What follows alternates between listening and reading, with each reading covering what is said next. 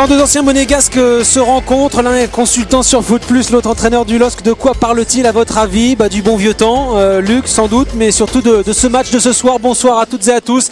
Strasbourg-Lille, un match entre deux équipes à la croisée des chemins, deux équipes entre espoir et crainte, espoir de s'éloigner encore un peu plus de la zone de relégation, et puis crainte peut-être en cas de mauvais résultat de voir cette zone de relégation se rapprocher dangereusement. Regardez les banderoles qui fleurissent dans les stades de la Méno. Réagissez, réclament les supporters de Strasbourg. C'est vrai qu'on va assister à un match, Luc, entre deux équipes aux deux dynamiques bien différentes. Oui, complètement, qu'il l'était déjà en début de saison, puisque c'est Strasbourg qui dominait plus ou moins dans ce championnat par rapport à Lille. Là, c'est ce contraire. Ce sont les Lillois qui arrivent un petit peu plus rassurés sur ce stade de Strasbourg pour ramener quelque chose. Strasbourg qui, comme vous l'avez dit, Thomas, sont un petit peu dans l'urgence quand même, qui se doit absolument de gagner chez soi, au moins pour pouvoir éviter cette zone des relégables. Alors Luc, dites-nous tout, vous avez vu Claude Puel, vous êtes maintenant incollable sur le LOSC. Incollable, oui et non. Je crois qu'il est plutôt rassuré maintenant, Claude, par rapport à tout ce qu'il a vécu jusqu'à maintenant. Il est rassuré de son équipe. Enfin bon, Claude, il n'en a jamais assez. Il n'est jamais rassasié, donc il vient encore ce soir pour faire un coup. Alors avant de parler de Lille, on va jeter un coup d'œil au classement, en commençant par la deuxième moitié de tableau pour voir que Strasbourg est en 15e position avec seulement 3 points d'avance sur la fameuse zone rouge. En revanche, pour Lille, regardez, ça a été un bond de géant. Lille qui se retrouve à la 7e place, 39 points et presque à portée finalement d'une place européenne en cas de bons résultats ce soir. C'est vrai que le LOSC en une semaine a changé de dimension grâce à 2 victoires qu'on va revoir rapidement. Une victoire à Lens, 2-1 en match en retard, et puis le carton le week-end dernier, 5-0 face au Stade Malherbe de Caen. Luc, est-ce que le LOSC peut viser plus haut? Est-ce que Claude Puel vous a confirmé cela? Aujourd'hui, tout ce qui va se passer, c'est du bonus en fait, dans le langage de l'entraîneur lillois. C'est vrai que Claude aujourd'hui est déjà rassuré, mais si vous regardez bien, il n'y a pas trop d'écart non plus entre les équipes du bas. Il y a 2 ou 3 points, donc forcément, on continue du côté du LOSC, en tout cas au dire de Claude Puel, de regarder vers le bas de manière à prendre un petit peu encore plus d'avance. Alors on le rappelle, une seule défaite sur les 12 derniers matchs pour le LOSC.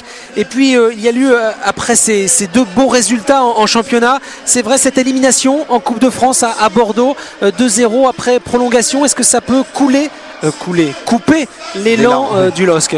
Je pense pas, parce que déjà d'une part il a fait tourner, et d'autre part cette équipe du LOSC, c'était pas l'objectif. En tout cas les coupes, c'est toujours du bonus que de jouer une coupe. Donc le fait d'être éliminé en plus à Bordeaux, là où il n'était pas favori, ça n'a pas pour autant atteint le mental des joueurs lillois.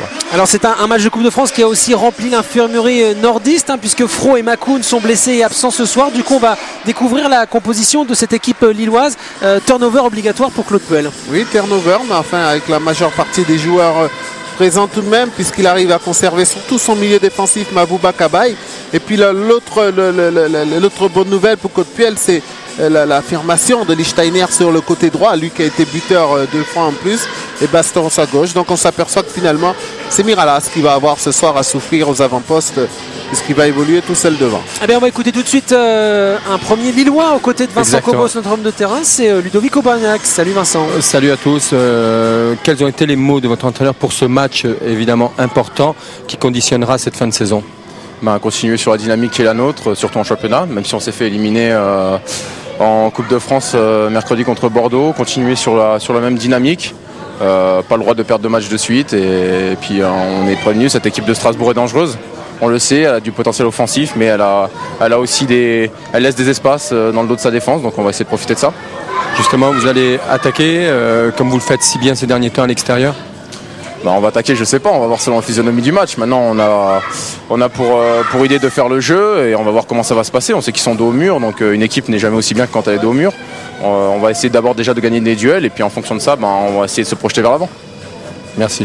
Alors un LOSC en pleine forme, on l'a dit, puis un LOSC à l'honneur avec évidemment Adil Rami, c'est un conte de fées pour l'ancien jardinier smicard de Fréjus il y a encore 2 ans, et qui a été convoqué par Raymond Domenech dans ce groupe élargi pour affronter avec Léa Prime le Mali, ou pourquoi pas avec Léa l'Angleterre.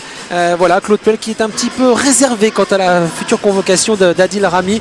Il a peur que son joueur plonge. Un mot sur Strasbourg, hein, si LOSC a le sourire, Strasbourg grimace un petit peu parce que Strasbourg reste sur 2 défaites d'affilée, mais équipe offensive ce soir. Ouais, 2 défaites d'affilée à domicile, il faut bien le préciser. Tom, c'est vrai que c'est important pour cette équipe strasbourgeoise. Alors là, d'un côté, on a envie de garder la dynamique positive.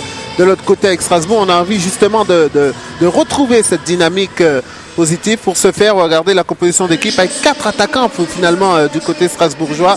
Moulungi, Gamero, Franchon, Alvaro Santos, plus Renteria qui lui est sur le banc car il revient.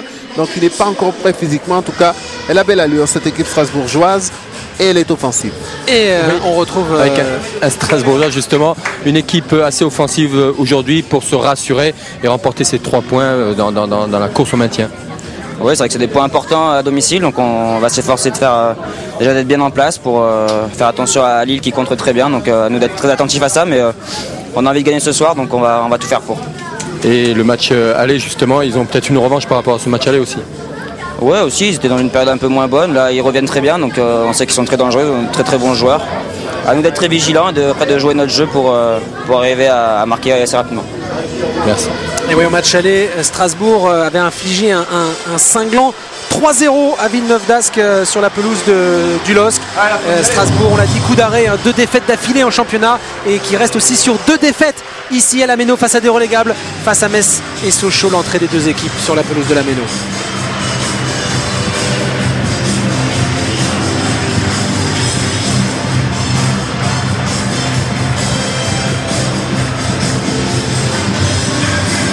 L'accueil de la Méno justement, vous voyez ces banderoles, prenez votre envol, peut-on lire à l'entrée des 2 équipes sur la pelouse. On a vu aussi tout à l'heure humilié par les derniers réagissez. C'est vrai que Strasbourg après un très joli début de saison se fait un petit peu peur, un peu comme au tennis, un petit bras dans la dernière ligne droite.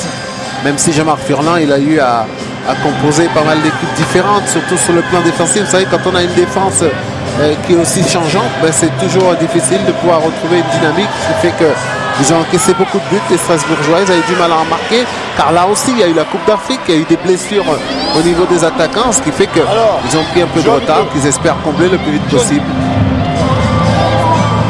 Restez là, c'est bon match.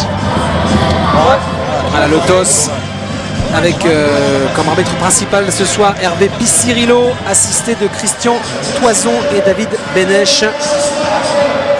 Le coup d'envoi sera donné par les Alsaciens. Jean-Marc Furlan, la poignée de main avec Claude Puel. Jean-Marc Furlan qui reste confiant dans ce groupe. Il disait que ce n'était pas toujours le cas, notamment à 3 où il sentait que les joueurs lâchaient. C'est pas le cas pour le moment. Les Alsaciens ont encore leur destin entre leurs mains. Et il dit tout simplement que cette équipe va se maintenir parce que cette équipe le mérite.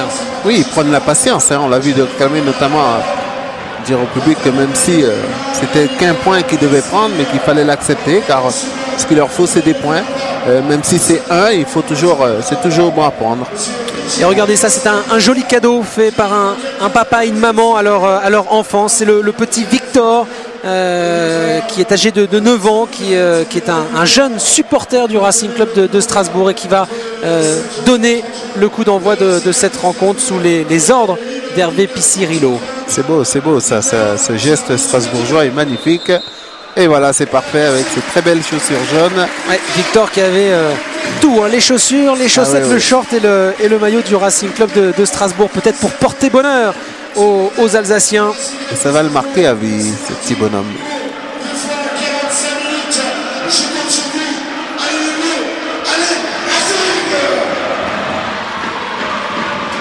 Et cette image, la très belle image proposée par Didier Ouvrard, c'est l'accolade entre Tony Silva et peut-être le futur bleu Adil Rami, convoqué par Raymond Domenech en compagnie de Rio Mavuba pour affronter avec les A' le Mali mardi ou avec les A l'Angleterre mercredi au Stade de France. Le coup d'envoi.